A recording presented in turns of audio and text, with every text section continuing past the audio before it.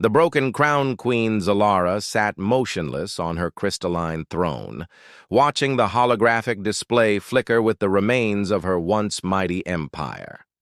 The Carathan homeworld's great cities lay in ruins, their bioluminescent towers dimmed forever.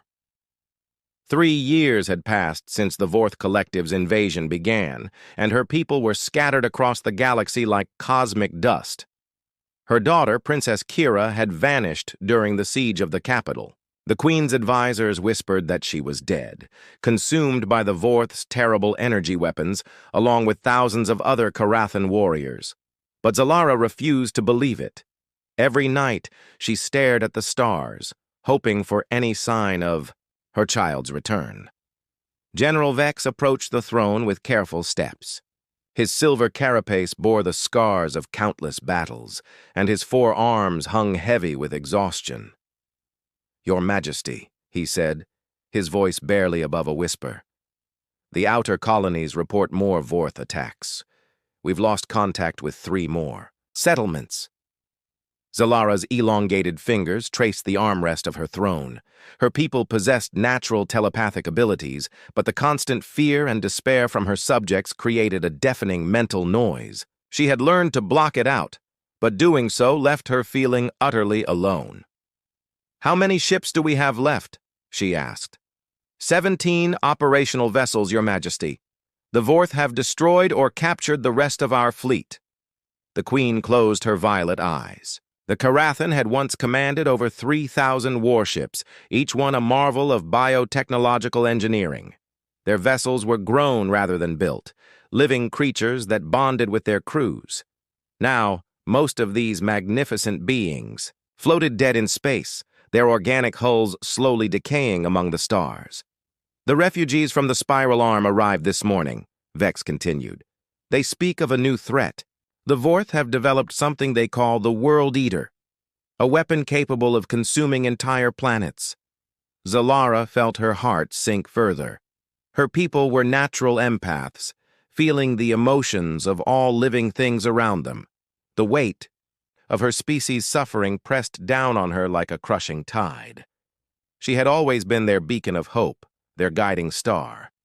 But now she felt nothing but emptiness.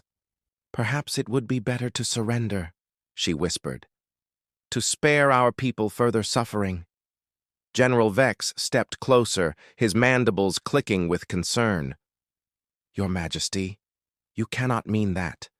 The Carathan have never bowed to conquerors." "The Carathan have never faced extinction before," Zalara replied. She stood from her throne, her flowing robes shifting like liquid starlight. Her tall, graceful form moved to the great window overlooking her planet's scarred surface. "Look at what we've become, Vex. We're ghosts haunting the ruins of our own civilization." The general's 4 arms gestured helplessly. "There are still those who believe Princess Kira lives. Some say she's gathering allies in the outer systems." "Fairy tales," the Queen said bitterly. "Kira was brave, but inexperienced. If she survived the initial attack, she would have returned by now. My daughter is gone, our fleet is broken, and our enemies grow stronger each day." A communication officer hurried into the throne room, his bioluminescent patches flashing with excitement. "Your Majesty, we're receiving a transmission from the edge of the system. It's Princess Kira." Zalara's breath caught in her throat. Her telepathic abilities suddenly flared to life, reaching out desperately toward the source of the signal. And there, like a distant star breaking through cosmic clouds, she felt it, her daughter's familiar mental signature, alive and strong. But there was something else, something strange and alien mixed with Kira's presence. A mind unlike any she had encountered before, chaotic, unpredictable, but burning with an intensity that made her step back in surprise. "Patch the transmission through," she commanded, her voice trembling with sudden hope. The unlikely alliance, the main view screen shimmered to life, revealing Princess Kira's face.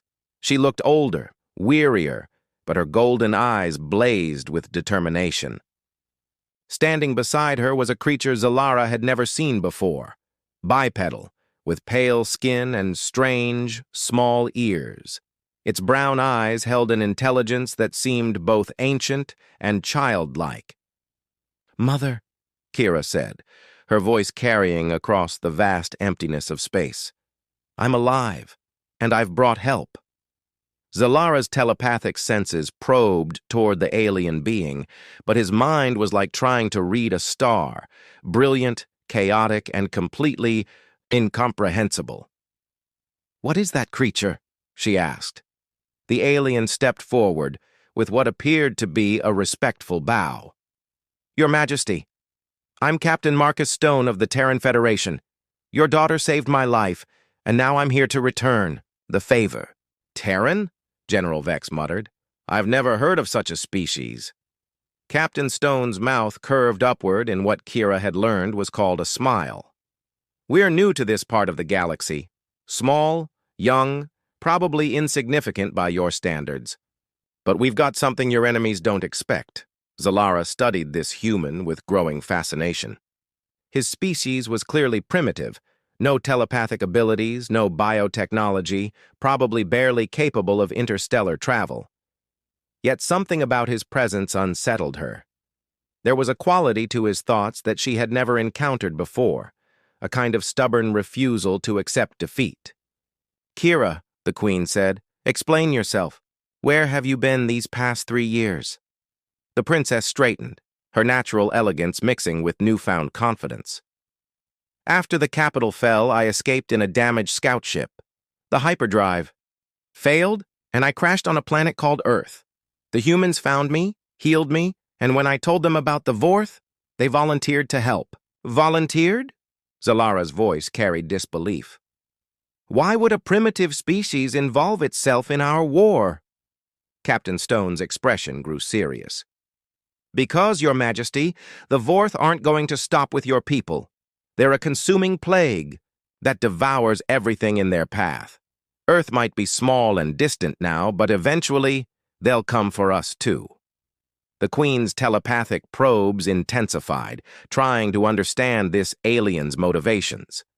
What she found shocked her. Unlike the Carathan, who felt the emotions of others as physical sensations, this human seemed to carry the entire universe's pain willingly within himself. His mind held memories of countless struggles, defeats that became victories through sheer determination. "Even if your intentions are noble," Zalara said, "what could your species possibly offer? We have lost our greatest warships, our most skilled commanders. The Vorth have weapons that can unmake matter itself." Stone's smile widened. "That's exactly why you need humans, Your Majesty. See, we don't think like you do. When faced with impossible odds, we don't calculate probabilities or seek elegant solutions. We improvise. We adapt. We find ways to win that no rational species would ever consider." General Vex's mandibles clicked skeptically. "Such as?" "Well," the human said, pulling up a holographic display. "Your bioships are magnificent, but they think like living creatures. They try to survive. Human ships are different. We build them to die gloriously if necessary. We've developed some interesting modifications for your vessels." The display showed technical schematics that made Zalara's scientific advisors gasp. The humans had somehow integrated mechanical systems with Carathan biotechnology, creating hybrid designs that were both beautiful and terrifying. "Impossible," breathed the Queen's chief engineer. "The bio-neural interfaces would reject foreign technology." Stone's grin became almost predatory. "Not if you convince them it's part of their immune system. Humans are really good at convincing things to do what they shouldn't." Princess Kira stepped forward. "Mother, I've seen their capabilities. They took a dying scout ship and turned it into something that could outrun Vorth interceptors. They don't just repair technology, they improve it in ways that shouldn't work but do." Zalara felt something she hadn't experienced in years. Curiosity. This human's mind was like a puzzle box filled with contradictions. He was clearly terrified of the Vorth, yet excited by the challenge they represented. His species was tiny and insignificant, Yet he spoke with the confidence of someone commanding vast fleets. "Show me," she commanded. The view screen shifted to display the ship carrying her daughter. Zalara's breath caught. It had once been a standard Carathan scout vessel, all flowing curves and organic grace. Now it bristled with angular additions, mechanical components that somehow enhanced rather than detracted from its living beauty. Energy readings showed power levels that should have been impossible for such a small craft. "How?" she whispered. "Captain," Stone's eyes lit up with the fervor of someone discussing their favorite subject. "We convinced your ship that humans are a symbiotic species. It thinks we're part of its crew now, so it's trying to optimize itself for our survival. The results have been interesting." The human solution queen Zalara transported aboard her daughter's modified ship, accompanied by General Vex and her senior advisors. The moment she stepped through the airlock, she gasped. The vessel's bio-neural walls pulsed with patterns she had never seen before. Organic circuits, interwoven with mechanical components in a dance of impossible harmony. Captain Stone led them through corridors that seemed to breathe with life. "Your ships are incredible," he said, running his hand along a wall that responded with gentle bioluminescence. "They're not just vehicles, they're partners. Once we figured that out, everything changed." Princess Kira walked beside her mother, her face glowing with pride. "Marcus and his team didn't just repair our ship. They taught it to dream." Dream? Zalara's telepathic senses were overwhelmed by the vessel's expanded consciousness. The ship's mind had grown far beyond its original parameters, filled with concepts and ideas that seemed utterly alien yet somehow familiar. They entered the bridge, where two other humans worked alongside Carathan crew members. The integration was seamless. Minds and machines working together in perfect synchronization. At the center of it all sat a human woman with silver hair and intense green eyes. "Your Majesty," Captain Stone said, "meet Commander Rachel Cross, our chief engineer. She's the one who figured out how to make the impossible possible." Commander Cross looked up from her console, her hand still interfacing with bio-neural controls. "Your Majesty, your daughter is remarkable. She taught us that technology isn't just about function, it's about relationship. We've applied that principle to your entire fleet." Zalara moved to the main display, where tactical readouts showed 17 Carathan ships in formation around the planet. But the energy signatures were all wrong, far too powerful for the vessels she remembered. "What did you do to them?" she asked. "We gave them a reason to evolve," Cross replied. "Every Carathan ship is essentially a living being, right? They want to survive, to protect their crews. So we introduced them to human concepts of sacrifice and transformation." General Vex studied the readings with growing amazement. "These power levels, they're impossible. The bioreactors shouldn't be able to generate this much energy without burning out." The third human, a young man with dark skin and bright eyes, laughed. "That's because you're thinking like engineers instead of friends. We didn't upgrade your ships, we inspired them." Captain Stone gestured to the view screen, which now showed a detailed tactical display of the local system. "The Vorth Collective operates on pure logic. They calculate odds, minimize losses, maximize efficiency. It's made them incredibly successful because most species fight the same way. But humans don't," Princess Kira added. "They fight with their hearts as much as their minds. They make decisions that shouldn't work but somehow do." Zalara felt her scientific worldview crumbling and rebuilding itself. "You're suggesting that emotional irrationality is somehow superior to logical planning?" Commander Cross's eyes sparkled with mischief. "Not superior, complementary. Your people feel emotions as physical sensations, right? Well, we've taught your ships to feel human emotions. They're not just trying to survive anymore, they're trying to win." The Queen's telepathic abilities suddenly expanded, touching the consciousness of her flagship in orbit above. What she found there made her stumble backward in shock. The ship's mind blazed with concepts she had never imagined. Hope, defiance, the absolute refusal to surrender even in the face of certain death. "By the ancient stars," she whispered, "what have you done?" "We gave them humanity," Stone said, simply. "The question is, Your Majesty, are you ready to let your people learn what that means?" On the tactical display, new contacts appeared at the edge of the system. Vorth ships, dozens of them, moving in perfect formation. Their arrival had been anticipated, planned for. The enemy was coming to finish what they had started 3 years ago. But now, for the first time since the war began, Queen Zalara found herself smiling. The human concepts flooding through her ship's enhanced consciousness were infectious, wild, irrational, and absolutely terrifying to contemplate. "General Vex," she said, her voice carrying new authority, "signal the fleet. All ships are to implement human tactical modifications immediately." "Your Majesty," Vex replied with concern, "we don't even understand how these modifications work." Captain Stone's grin was pure predator. "That's the point, General. If we don't understand them, the Vorth certainly won't. The battle of impossible odds. The Vorth fleet materialized in perfect formation, their dark ships bristling with weapons that had crushed 1,000 worlds, 67 vessels against the Karathan's 17, odds that should have guaranteed annihilation. Queen Zalara stood on her flagship's bridge, her consciousness merged with the ship's enhanced awareness, feeling the human-inspired courage flowing through her remaining fleet. Captain Stone stood at the tactical station, his mind somehow interfacing directly with the Karathan bio-neural networks. "Your Majesty, the Vorth are hailing us. Standard surrender demand." "Let them speak," Zalara replied, her voice carrying new strength.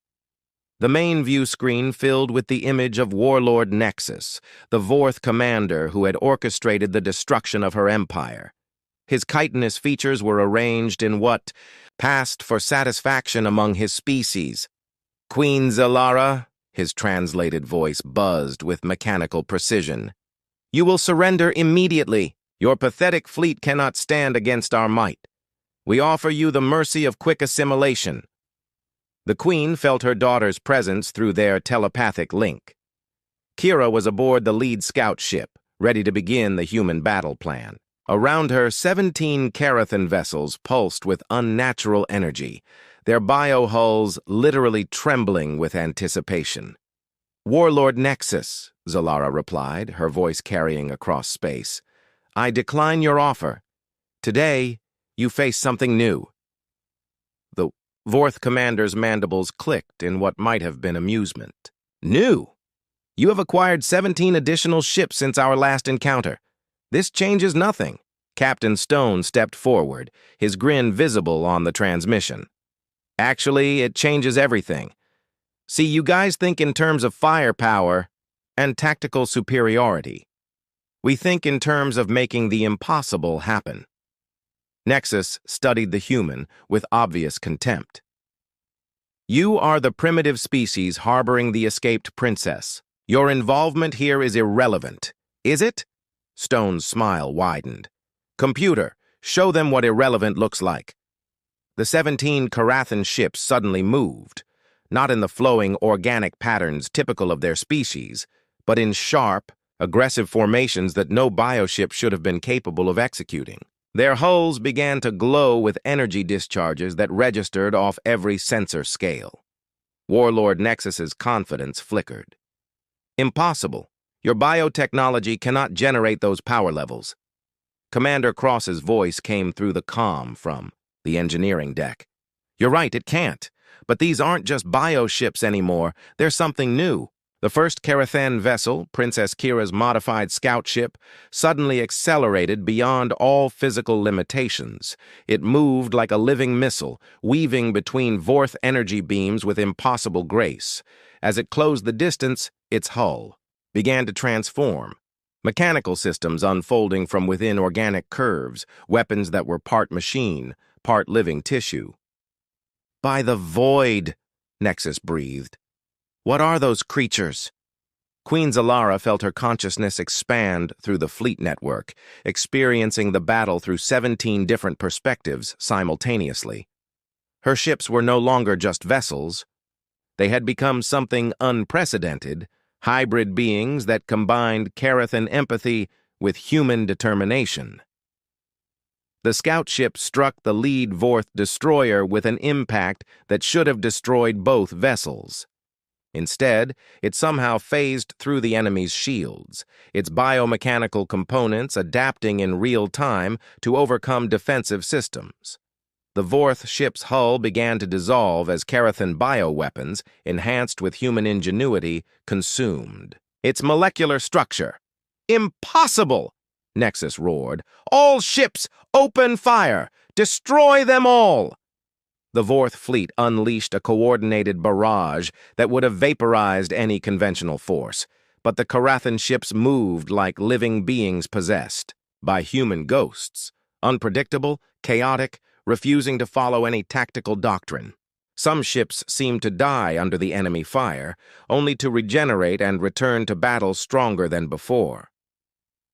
General Vex, monitoring from the flagship's tactical center, watched in amazement as his sensors struggled to track the impossible maneuvers.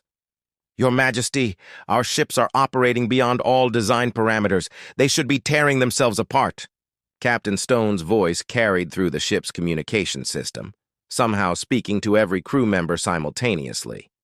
They're not tearing apart. They're evolving. See, that's what humans do. We take something that works and make it work better, even if it kills us in the process. A Carathan cruiser, caught in the crossfire of 3 Vorth battleships, suddenly split into multiple sections. The enemy commanders prepared to mark another kill, but the separated pieces began moving independently, each one attacking from a different angle. The bioship had learned to sacrifice parts of itself to multiply its effectiveness. Warlord Nexus watched his tactical displays with growing confusion. This is not how battles are fought. This is chaos. Exactly. Princess Kira's voice came through the comm from her scout ship, which was now somehow inside a Vorth formation, moving between larger vessels like a parasite.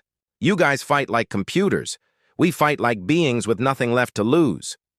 Queen Zalara felt the tide of battle shifting through her telepathic connection to the fleet. Her ships were learning, adapting, becoming something that transcended their original nature. The humans hadn't just modified Carathan technology, they had infected it with their own indomitable spirit. The dawn of hope. The space around Queen Zalara's homeworld had become a graveyard of Vorth ships. What had begun as an inevitable massacre had transformed into something unprecedented, the complete destruction of a superior enemy force by tactics that violated every known principle of warfare. Warlord Nexus's flagship, the last surviving Vorth vessel, drifted powerless in space. Its hull showed the characteristic dissolving patterns of Carathan bioweapons, but these were different, more aggressive, more intelligent. They were consuming the ship's systems while somehow converting them into new forms of hybrid technology. On the bridge of her flagship, Queen Zalara stood surrounded by her senior staff, all of them staring at tactical displays that made no logical sense. 17 ships had defeated 67. The mathematics were impossible, yet the evidence floated dead in space around them. Captain Stone approached the Queen, his face showing the exhaustion of someone who had pushed reality beyond its breaking point. Your Majesty, we're receiving a surrender transmission from the surviving Vorth commander. Zalara's telepathic senses reached out toward the enemy flagship, probing the alien consciousness within. What she found there was something she had never expected to feel from a Vorth mind: fear. Put him through, she commanded. Warlord Nexus appeared on the view screen, his chitinous features now showing clear signs of damage. Behind him, his bridge was in chaos, biomechanical growths spreading across every surface like some kind of technological infection. Queen Zalara. His voice was barely a whisper. What have you done? What are those creatures you've allied with? The Queen looked toward Captain Stone, who was interfacing with her ship's bio-neural network, his consciousness somehow merged with the vessel's expanded awareness. "They are humans, Warlord, and they have taught us something important." "What?" Nexus asked, his voice carrying genuine curiosity mixed with terror. "That survival is not enough," Zalara replied.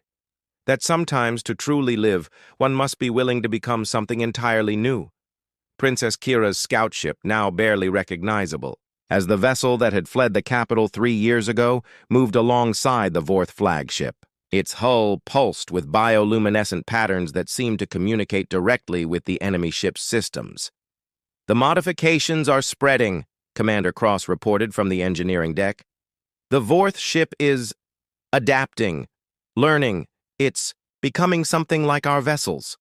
General Vex studied his sensors with amazement. "The biomechanical integration is rewriting the ship's base programming. It's no longer following Vorth tactical protocols." Captain Stone nodded, his expression serious. "That's the thing about human influence. It's contagious. Once something learns to think like us, it can't go back to pure logic." Warlord Nexus watched helplessly as his ship transformed around him. "This is impossible. Vorth technology is perfected, optimized. It cannot be improved upon." "That's your first mistake," Stone replied. "You think in terms of perfection. We think in terms of potential. Your ship isn't being destroyed. It's being liberated." The Queen felt her consciousness expanding through the growing network of hybrid vessels. Her original 17 ships had somehow multiplied their capabilities by orders of magnitude, but more importantly, they had gained something she had thought lost forever: hope. "Warlord," she said, her voice carrying new authority, "you will signal the Vorth Collective. Tell them that the Karathan are no longer the species they once conquered. Tell them that we have allies now, and that we are coming for our people." Nexus's mandibles clicked in confusion. "You cannot mean to attack our core worlds. The Collective has thousands of ships." Captain Stone's grin was pure human confidence. "That's thousands of ships that have never faced human-inspired tactics. Should be interesting." The view screen shifted to show the approaching remnants of the Karathan refugee fleet, hundreds of damaged vessels that had fled the original invasion. But as they entered the system, something remarkable began to happen. The hybrid bioships began extending tendrils of energy toward the newcomers, sharing their transformation. Commander Cross's voice filled with wonder. "The modification is self-replicating. Every ship that comes into contact with our network begins to evolve." Princess Kira appeared on the bridge, having transported over from her scout ship. She embraced her mother, but both of them could feel the change in each other's telepathic presence. They were still Karathan, but they were also something more. "Mother," Kira said, "the humans have shown us that evolution isn't just about survival, it's about choosing to become what we need to be." Queen Zalara looked out at the growing fleet of transformed vessels, each one pulsing with hybrid consciousness that combined Karathan wisdom with human determination. Her people were no longer refugees fleeing from an unstoppable enemy. They had become something new, something that could not be conquered because it refused to accept defeat. "Captain Stone," she said, turning to the human who had made this transformation possible, "your species is small, young, and by galactic standards, insignificant. Yet you have given us something more valuable than any weapon." Stone's expression grew serious. "What's that, Your Majesty?" "You have given us ourselves," she replied. "Not as we were, but as we choose to become." The fleet began to move, 1,000 ships, strong and growing, heading toward the stars where the Vorth Collective waited. Behind them, the Karathan homeworld began to heal, its bioluminescent cities rekindling with light that was both ancient and impossibly new. The Queen had given up hope, but her daughter had returned with more than just a human savior. She had brought the gift of transformation itself, The understanding that no species, no matter how small or seemingly weak, is truly insignificant when it refuses to surrender its dreams.